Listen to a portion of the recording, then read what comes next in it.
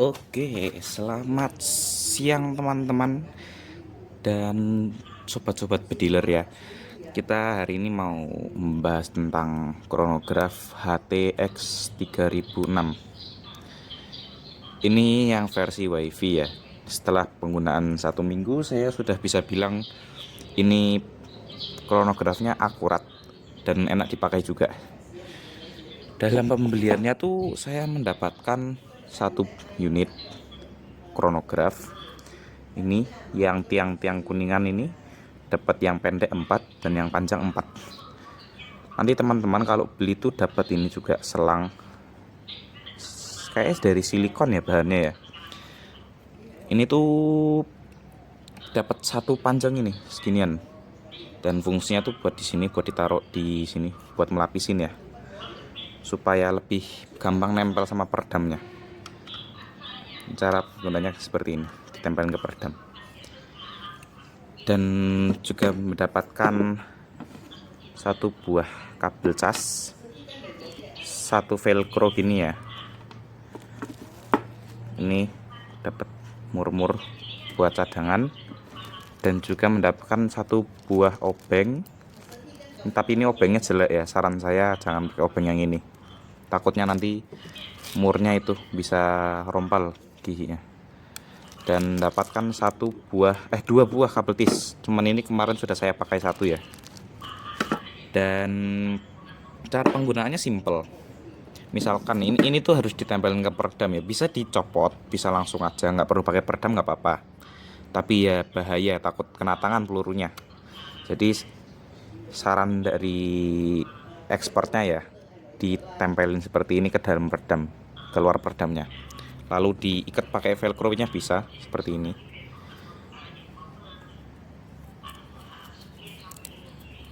Yang kuat ya. Nah ini udah aman, susah copotnya.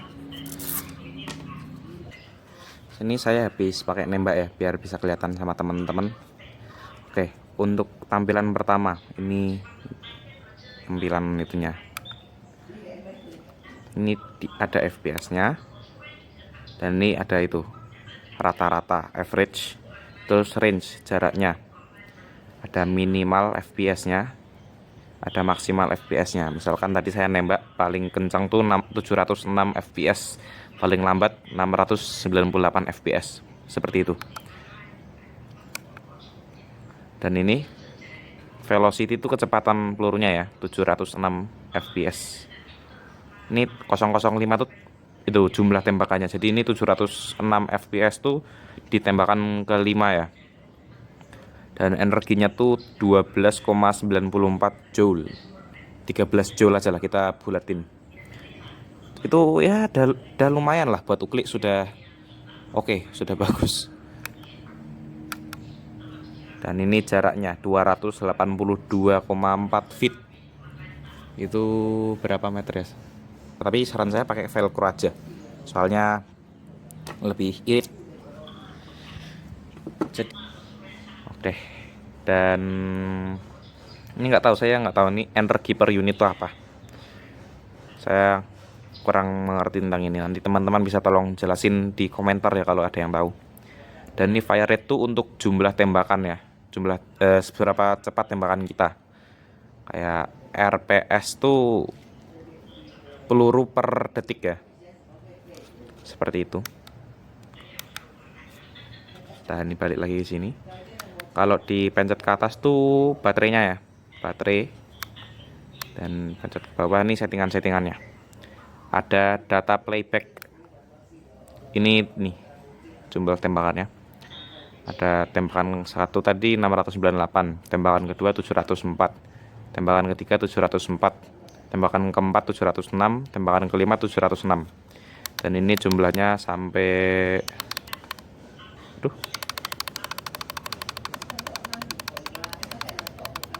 120 aja ya. Dan ini ada set memori. Set memori itu untuk memilih ukuran peluru. Misalkan nih kita pilih yang satu ini nih, pilihan saya nih Canon Expert Dome. Ini hitungannya tuh gram bukan grain ya. Jadi misalkan pelurunya tuh 8,6 grain, itu berarti itu 0,56 gram.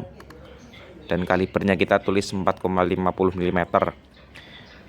Dan untuk yang bawahnya ini tuh Hercules ya, Canon Hercules 0,88 gram ya begitu. Yang bawah Samyang 20 grain.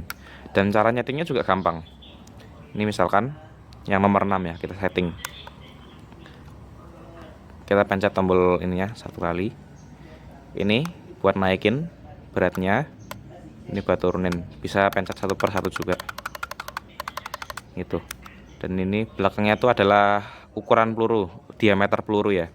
Misalkan kita pakai peluru yang konvensional, ini diameternya tuh 4,5 1 apa-apa gitu, tapi kita tulis di sini 4,5 aja nggak apa-apa, seperti itu. Dan untuk auto power off tuh untuk mematikan otomatis kronografnya ya, jika tidak dipakai gitu. Misalkan nih saya setting di 5 menit, jadi 5 menit tidak diotak-atik bakal mati sendiri kronografnya. Untuk backlight nih ya, backlight yang lampu di belakang ini tuh, kalau saya pencet off akan mati, kalau saya pencet on akan nyala terus. Dan kalau saya pencet auto nanti bakal mati otomatis, saat tidak dipencet-pencet nanti bakal mati ini gitu. Dan exit nih unit ya, bawahnya unit, meter, dan foot. Ini untuk pilihannya, misalkan foot tuh yang tadi FPS, foot per second. Dan kalau kita ganti ke meter jadi MPS, meter per second. Saya tunjukkan tuh, jadi meter per second 215.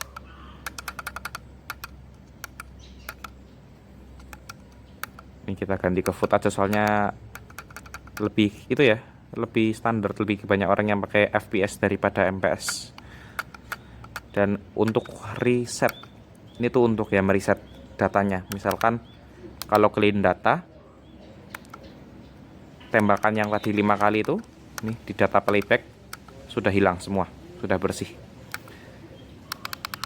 Tapi kalau pencet nih reset yang atas ini nanti unitnya bakal balik lagi seperti setelan pabrik, jadi bener-bener hilang semua seperti setelan pabrik ulang. Dan yang bawah ini adalah bahasa ya, English, terus ini nggak tahu Cina apa Jepang, saya nggak tahu ya, kayaknya Cina. Dan pencet bawah lagi, ini sudah balik lagi ke tadi. Dan untuk ini yang versi wifi ya, untuk yang versi wifi itu matiin, nyalain wifi nya ini wifi nya dimatiin, tinggal pencet tahan aja yang bawah tuh, wifi nyala, wifi mati. Oke, begitu. Oke, untuk versi wifi cara menyambungkannya dengan HP itu seperti ini ya teman-teman. Kita buka dulu di pengaturan, dan nih yang HT3000, passwordnya tuh 8 kali. Setelah menyambungkan, kita langsung ke aplikasi Chrome aja, dan kita ketik 8.8.8.8. Nanti akan langsung keluar seperti ini. Oke, kita buka dulu. Ini untuk pertama kali membuka ininya tuh emang agak keras ya teman-teman. Oh ya, ini untuk memasang yang sebelah sini tuh emang harus dibuka.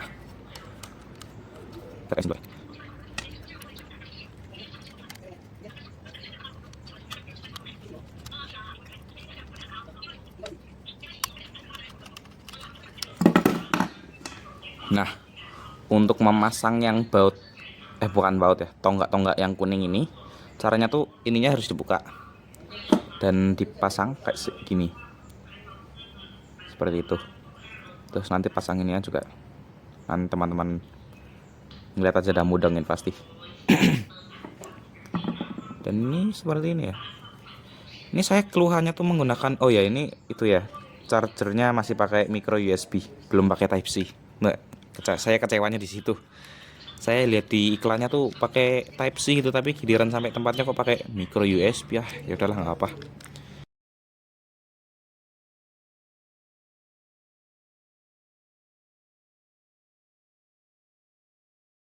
Nah, seperti ini. Tinggal digeser aja. Nah, seperti ini. Ini modular WiFi-nya. Terus ini baterainya. Baterainya ya. Ini itunya. Taruh dulu di sini. Dan ini layarnya ya, teman-teman. Kecil banget. Wah, ini serem juga.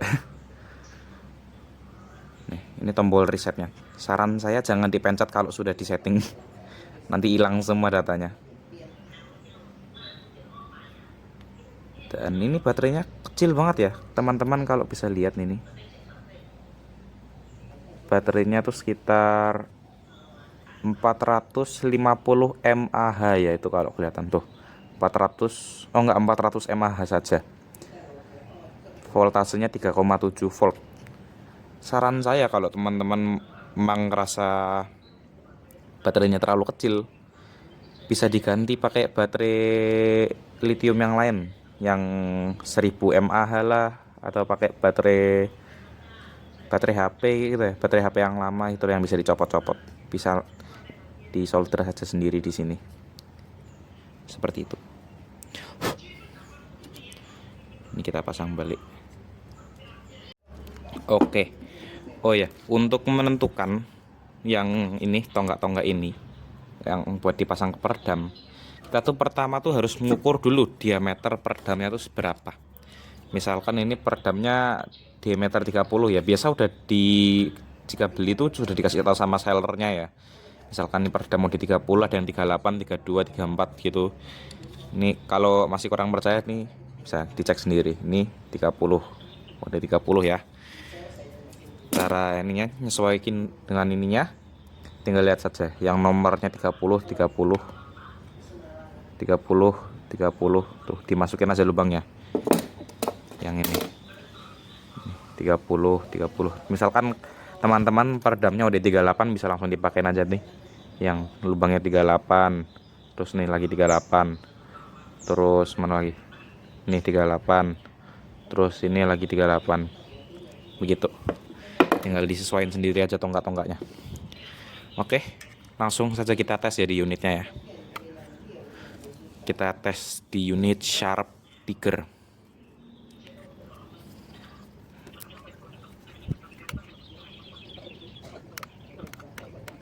Oke. Kita pakai di unit Sharp Tiger ya. Oke, kita bakal tes pengapiannya pakai uli. Nih, nol ya. Ini suka nol. Kita pompa 6 kali.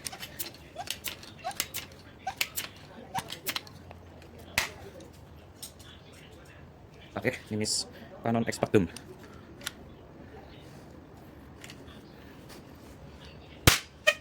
Tembakan pertama 698 fps. Nah, digunting. Aku copot. 698 fps. Hampir nyentuh 700 ya. Coba lagi. Oke. Coba lagi.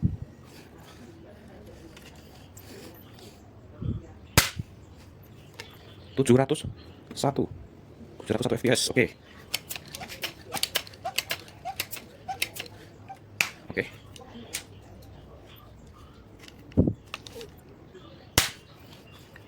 Tujuh ratus 704. Oke. Oke, jadi begitu saja, sekian dari review saya ya.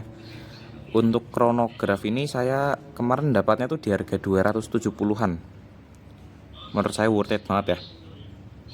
Buat sobat-sobat bedilers yang pengen tahu spek senapalnya tuh seperti apa ya, cocok. Cuman 270-an saja. Saya akan mencantumkan link pembeliannya di deskripsi ya. Oke. Gitu, siap.